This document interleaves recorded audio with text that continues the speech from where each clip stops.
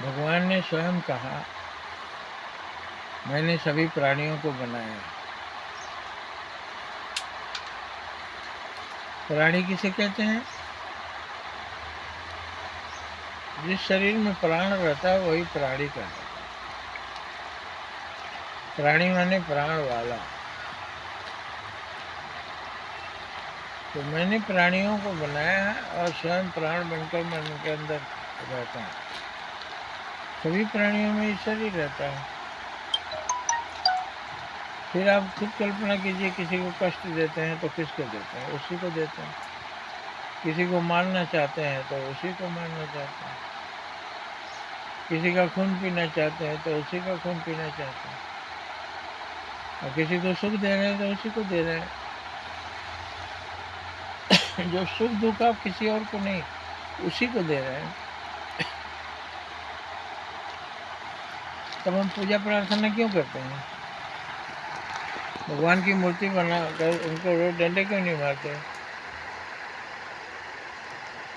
उनको पत्थर क्यों नहीं मारते?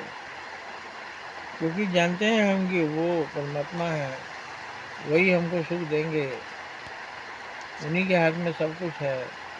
तो उन्हीं को खुश करने की कोशिश करते हैं।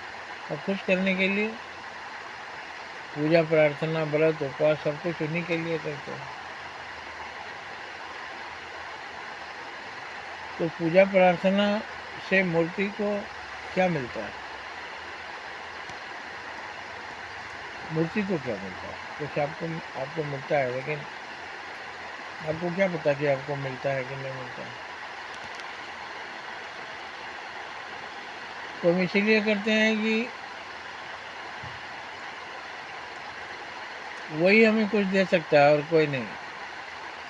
जाको राखे साइयाँ मार सके न कोई। जिसको बचाना चाहता है उसको कोई नहीं मार सकता, जिसको मारना चाहता है उसको कोई नहीं बचा सकता।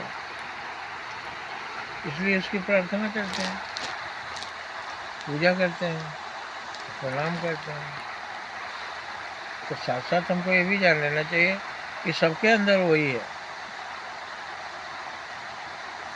तो किसी भूखे को हम अगरबत्ती लेके आरती करके कहें कि अब जाओ, तो वो बोलेगा ये सब क्या किया, हमको एक रोटी दे दीजिए। उसी तरह से भगवान की पूजा प्रार्थना से भगवान को कोई मतलब नहीं। तो सिर्फ यही मतलब है कि आपकी भावना बहुत अच्छी है। लेकिन सबसे बड़ी पूजा प्रार्थना है, भूखे को रोटी दीजिए, उसकी पूजा मत कीजिए।